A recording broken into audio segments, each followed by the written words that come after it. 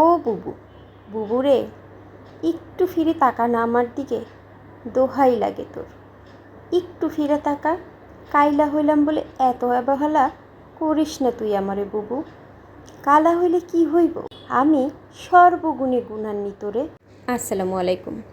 কালো জিরার ভর্তা অনেকেই খেতে চায় না, ভর্তা বানানোর পরে তিতা লাগে বলে।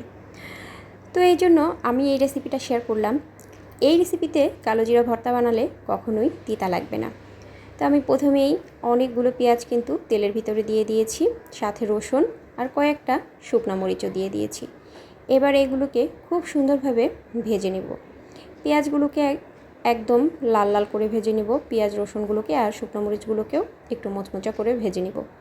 এবার ওইগুলোকে একটা সাইডে করে ধুয়ে রাখা কালো জিরাগুলো দিয়ে দিয়েছি। কালো জিরাগুলো পানি অনেকটা ঝরে গিয়েছে, কারণ আমি অনেকক্ষণ আগে এগুলোকে ধুয়ে রেখেছিলাম। তো এবারে আর কিছুই না, কালো জিরার গায়ের পানিটা শুকিয়ে যাওয়া পর্যন্ত আমি এগুলোকে একটু ভালোভাবে নেড়েচেড়ে ভেজে নিয়েছি। আর এগুলো ঠান্ডা হয়ে গিয়েছে এখন। এবার আমি এগুলোকে একটা ব্লেন্ডার জারে নিয়ে নিচ্ছি। আপনারা চাইলে এগুলোকে পাটায় পিষেও নিতে পারেন, তবে আমি অনেকগুলো ভর্তা বানিয়েছিলাম যে কারণে ব্লেন্ডার করেছিলাম। তো আমি পরিমাণ মতো লবণও দিয়ে দিয়েছি আর ভালোভাবে ব্লেন্ডার করে এই যে আমার ভর্তাটা রেডি। এই ভর্তাটা খেতে অনেক বেশি টেস্টি লাগে, আপনারাও ট্রাই করতে পারেন।